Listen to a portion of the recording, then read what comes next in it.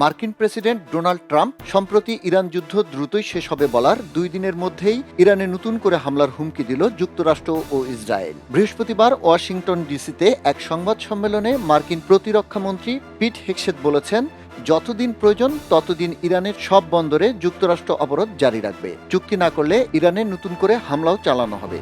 অপরদিকে ইসরায়েলের প্রতিরক্ষামন্ত্রী ইসরায়েল কাৎজে বলেছেন, পারমাণবিক কর্মসূচি সংক্রান্ত যুক্তরাষ্ট্রের প্রস্তাব না মানলে ইরান আরও বেদনাদায়ক হামলার মুখে পড়বে।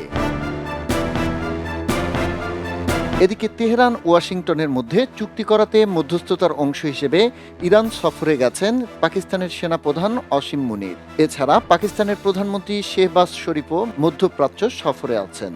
এমন পর্যায়ে ডিসিতে আয়োজিত সংবাদ সম্মেলনে পেন্টাগনের প্রধান হেগসেথ বলেন, ইরান যদি ভুল পথ বেছে নেয় তাহলে তাদের কেবল বন্দর অবরোধই নয়, বরং বিদ্যুৎ, জ্বালানি এবং অবকাঠামোর ওপর বোমাবর্ষণ করা হবে।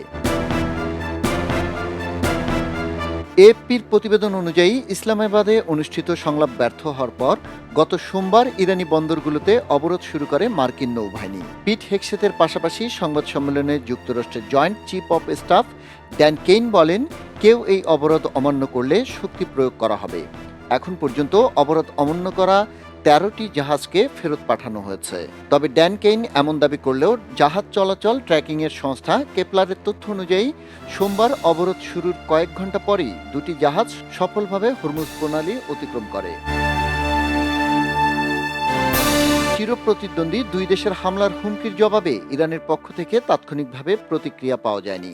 তবে বিবিসির প্রতিবেদন অনুযায়ী বুধবার প্রেসিডেন্ট মাসুদ পেজেকশিয়ান বলেছিলেন, যুক্তরাষ্ট্র বা ইসরায়েল যদি তেহরানকে আত্মসমর্পণে বাধ্য করার কোনো চেষ্টা চালায় তবে তা ব্যর্থ হবে। ইরানি জাতি কখনোই নতি স্বীকার করবে না। হুমকি, পাল্টা হুমকি আর কূটনৈতিক দৌড়ঝাঁপ সব মিলিয়ে আবারও অস্থিরতায় মধ্যপ্রাচ্য পরিস্থিতি।